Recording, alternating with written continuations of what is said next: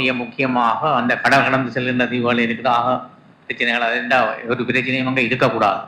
அந்த வகையிலே இந்த கூட்டத்தையும் அதில் பல பிரச்சனைகளை எதிர்வு கண்டபடியால் கௌரவ அமைச்சர் சந்திரசேகரன் அவர்கள் எங்களுடைய கதைத்திருந்த ஒரு கூட்டத்தை நாங்கள் ஒழுங்குபடுத்துவோம் என்று அந்த வகையில் தான் இது விசேட கூட்டமாக ஒழுங்குபடுத்தப்பட்டது. அந்த வகையில் இதில் மிக முக்கியமாக என்னென்றால் இதில் எடுக்கின்ற தீர்மானங்களை உடனடியாக நடைமுறைப்படுத்த வேண்டியது அந்தந்த திணைக்களங்களின் பொறுப்பு. அதை தேவை செய்து இல்லை நினைவில் வச்சுக்கொண்டா உடனடியாக அந்த இதுகளில் ஏற்படுகின்ற பிரச்சனைகளை தீர்க்க வேணும்.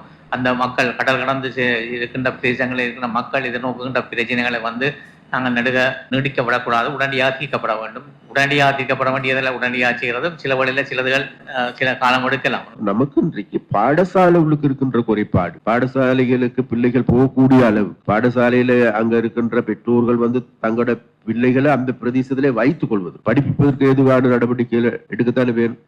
பாடங்களை மட்டுப்பட்ட வேணும். அங்க அமைச்சர் சரி பண்ணி வாழ்த்துக்கள் உண்மையா சரமெல்லாம் கல்விக்காக இடம் பெயர் இது உண்மையில சட்டி பார்க்க வேண்டிய அலுவல். இதுல நாங்க கதைக்கு வேதவையில் அவர்கள் ஒரு இன்னும் விஷயம் தான் இருந்தா உதான் பிரச்சனை. எங்களுக்கு இருக்கிற பிரச்சனை அநேகமான சட்டியுமா இன்னும் விஷயம் தான் இருக்கணும். ஒன்னும் செய்யணும் இல்லை. ஒரு பள்ளிக்கூடங்கள்ல தேவைகள் இருக்குது, போய் பார்க்கல அதுகளை செய்யத்தானே வேணும். இது எங்களுக்கு பிரச்சனையா கிடக்கின்ற எனக்கும் பிரச்சனை என்னன்னா செய்ய 4 மாதசாலை இருக்கு, மற்ற 4 பாடசாலைக்கு இல்லாம போயிருக்கு. ஆட்டப்புல அந்த பிரின்சிபலாக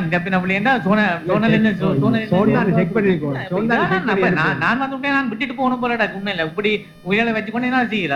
நாங்க கஷ்டப்பட்டு நாங்கள் ஒரு சொன்னோட செய்ய வேணும். எந்த நேரம் ஒவ்வொரு மாதமும் நடக்க சொல்லிக் கொண்டு அந்த ஒரு தகுதி இல்லாத ஆட்களை வச்சுக்கொண்டு நாங்க ஒன்றும் செய்யல. அதுதான் பிரச்சனை எங்களுக்கு வார பிரச்சனை. அந்த டிஸ்பென்சர் இஷ்யூ சார், எங்களுக்கு இந்த நான் சொன்ன இந்த பெர்மனண்டா எங்களுக்கு இப்போ ஒரு பேட்ச் ட்ரைனிங் முடிச்சு இன்டர்ன்ஷிப் நடந்து கொண்டிருக்கு.